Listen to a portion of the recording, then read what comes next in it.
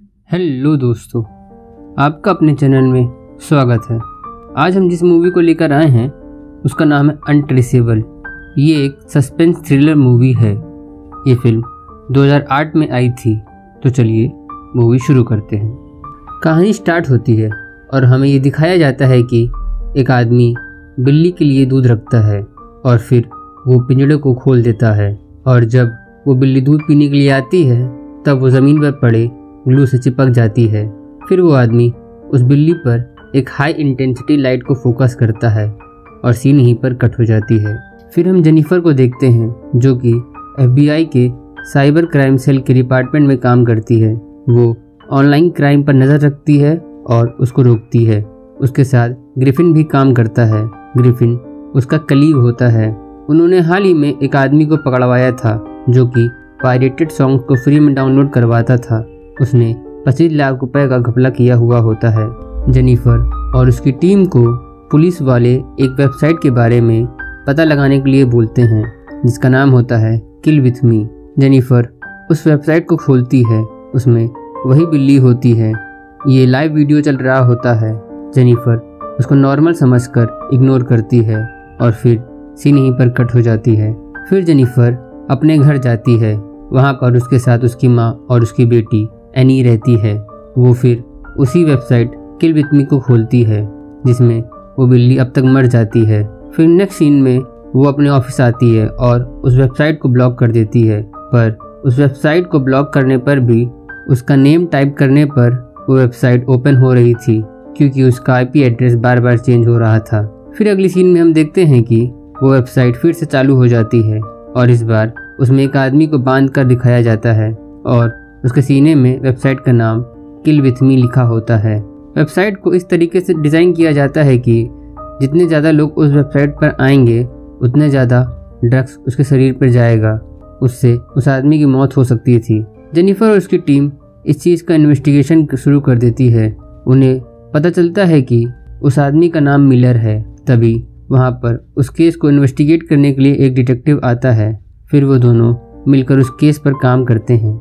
उधर वेबसाइट पर बहुत ज़्यादा ट्रैफिक होने के कारण मिलर की बॉडी में ड्रग्स काफ़ी ज़्यादा मात्रा में पहुंच जाता है और उसकी मौत हो जाती है। जेनिफर और उसकी टीम अपना इन्वेस्टिगेशन चालू रखती है पर उनको कुछ पता नहीं चल पाता है। फिर कुछ दिनों बाद वो वेबसाइट फिर से चालू हो जाती है। इस बार उसने जिस आदमी को अपना शिकार बनाया था उसका नाम होता है डी विलियम। वो एक पत्रकार होता है। इस पर FBI एक प्रेस कॉन्फ्रेंस करती है कि कोई उस वेबसाइट पर मत जाए, लेकिन इसका असर उल्टा होता है और उस वेबसाइट पर लोग और ज़्यादा आने लगते हैं जिससे उस आदमी की मौत बहुत जल्दी हो जाती है। इस पर डिटेक्टिव जेनिफर से कहता है कि हमारी दुनिया कब से इतनी बुरी हो गई है। तो इस पर जेनिफर कहती है कि शायद वो पहले से थी, हमें मालूम नहीं था। देन अगली सीन में हम देखते हैं कि जेनिफर की बेटी एनी का बर्थडे आता है और उसको किलर एक वीडियो गेम दूसरे के नाम पर गिफ्ट करता है और उसकी बेटी वो गेम खेलना शुरू कर देती है। इसमें उस किलर ने एक ट्रोजन वायरस डाला होता है जिससे वो जेनिफर के सिस्टम में सारी फाइल और पर्सनल चीज़ों को एक्सेस कर सकता था। वो किलर कई दिनों से जेनिफर और उसकी फैमिली पर नज़र रख रहा होता है और एक दिन जब जेनिफर की बेटी सुबह उठती है तो देखती है कि कंप्यूटर में उसके घर का लाइव स्ट्रीमिंग हो रही थी। वो बाहर देखती है और फिर वो बाहर खड़ी एक कार जिस पर कैमरा लगा होता है उसके पास जा रही होती है, पर इतने में वहाँ पर जेनिफर आ जाती है और अपनी बेटी को तुरंत घर के अंदर जाने के लिए कहती है। फिर वो गन लेकर कार के पास जाती है और उस कैमरे को गिरा देती है। ये सब किलर देख रहा होता है। फिर वो उस लाइव स्ट्रीम को बंद कर देता है। इस पर जेनिफर समझ जाती है कि उसकी फैमिली और वो किलर के टारगेट में आ गए हैं, इसलिए वो अपनी माँ और बेटी को एक सेफ जगह भेज देती है। फिर हम देखते हैं कि वो किलर एक लड़की की आवाज़ बनाकर ग्रिफिन से बात करता है और उसको पकड़ लेता है। वो ग्रिफिन को भी बंदी बनाकर अपनी वेबसाइट को चालू कर देता है। इस बार वो किलर इस तरह से वेबसाइट डिज़ाइन करता है कि जितने ज़्यादा लोग उसकी वेबसाइट पर आएंगे उतना ज़्यादा सल्फ्यूरिक एसिड निकलेगा और पानी से मिलेगा और ये इतना खतरनाक मिक्सचर बनता है कि वो ग्रिफिन से उसकी बॉडी से चमड़ी निकालने लगता है। क्योंकि ग्रिफिन एक FBI एजेंट होता है इसलिए वो मरने से पहले अपने आँख की पलकों से एक सीक्रेट मैसेज भेजता है जिसे जेनिफर और FBI समझ जाते हैं और इसी के बाद से सारे राज खुलने लग जाते हैं। फिर उनको पता चलता है कि एक आदमी जिसकी पत्नी मर जाती है वो अकेलेपन के कारण डिप्रेशन में चला जाता है और फिर पुल पर अपने आप को गोली मार लेता है। वो एक प्रोफेसर होता है और उसका नाम होता है जेम्स। इस घटना को एक आदमी ने रिकॉर्ड कर लिया था जिसका नाम होता है मिलर। इसके बाद एक न्यूज़ चैनल ने इस खबर को खूब दिखाया और अपनी टीआरपी बढ़ाई। उस चैनल का एक रिपोर्टर जिसका नाम था डी विलियम, वो जाकर लोगों से इस घटना के बारे में उनकी राय लेता था। जिस आदमी ने पुल पर सुसाइड किया था उसका एक बेटा था ओवन। वो इलेक्ट्रॉनिक्स और कंप्यूटर में एक्सपर्ट था। उसके पिता की मौत के बाद वो मेंटली डिस्टर्ब हो गया था। FBI समझ जाती है कि ओवन ही वो किलर था जो कि किल विथ मी वेबसाइट को ऑपरेट कर रहा होता है। उसने सबसे पहले मिलर को मारा क्योंकि उसी ने उसके पिता के सुसाइड का वीडियो रिकॉर्ड किया था।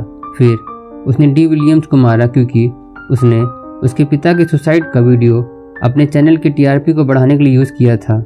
उसने ग्रिफिन को इसलिए मारा था क्योंकि ग्रिफिन को उसके बारे में सबसे पहले पता चल गया था। फिर FBI की टीम ओवन के घर पर उसको गिरफ्तार करने के लिए पहुंचती है पर वो वहां से भाग जाता है। उनको वहां पर ग्रिफिन की लाश मिलती है जिसके बाद से जेनिफर डिस्टर्ब हो जाती है। उसको उसका सीनियर एक हफ्ते की छुट्टी लेने के लिए कहता है पर वो सिर्फ एक दिन की छुट्टी लेती है। फिर वो कार से अपनी फैमिली से मिलने जा रही होती है पर ओवन उसकी कार के कंप्यूटर को हैक करके उसके कार को कंट्रोल कर रहा था। ओवन उसकी गाड़ी को उसी ब्रिज में उसी जगह रोक देता है जहां पर उसके पिता ने सुसाइड किया हुआ होता है। फिर जेनिफर गाड़ी से बाहर निकलने की कोशिश करती है पर ओवन डोर को लॉक कर देता है। वो गाड़ी का शीशा तोड़ के वहां से बाहर निकलती है। वो वहां पर पास लगे टेलीफोन बूथ से डिटेक्टिव को कॉल करती है और सब कुछ बता देती है। तो डिटेक्टिव कहता है कि तुम वहीं रहना, मैं पुलिस को लेकर वहां पर आ रहा हूँ। तब जेनिफर देखती है कि उसकी गाड़ी की हेडलाइट चालू हो गई है। वो अपनी गाड़ी के पास जाती है। उसे लगता है कि उसमें ओवन होगा पर जब उसे कोई दिखाई नहीं देता तो वो अपनी गाड़ी में बैठकर उसे स्टार्ट करके वहां से जाने लगती है पर ओवन पीछे वाली सीट पर छुपकर बैठा होता है। वो जेनिफर को इलेक्ट्रिक शॉक देकर बेहोश कर देता है। जब जेनिफर को होश आता है तो ओवन उसे उल्टा लटकाया होता है और उसके नीचे कटर मशीन चालू कर देता है और फिर उस वेबसाइट को चालू कर देता है। अब जैसे जैसे लोग उसकी वेबसाइट में आ रहे थे वो कटर के पास नीचे आने लगती है। तो इस पर जेनिफर रस्सी से झूल झूल के वायर रोलर तक पहुंच जाती है जिससे जेनिफर बंधी हुई होती है और फिर वो उस बंधी हुई रस्सी से बाहर निकल जाती है और ओवन पर हमला बोल देती है और इसी तरह उनके बीच में फाइट होती है और लास्ट में जेनिफर गन से ओवन को शूट कर देती है। अगर हम इस मूवी की बात करें तो ये मूवी आज के परिदृश्य से बिल्कुल सटीक बैठती है।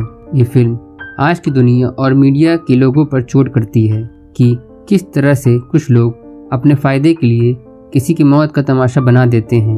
उन्हें ज़रा सा भी फर्क नहीं पड़ता कि इससे दूसरों पर क्या फ़र्क पड़ेगा।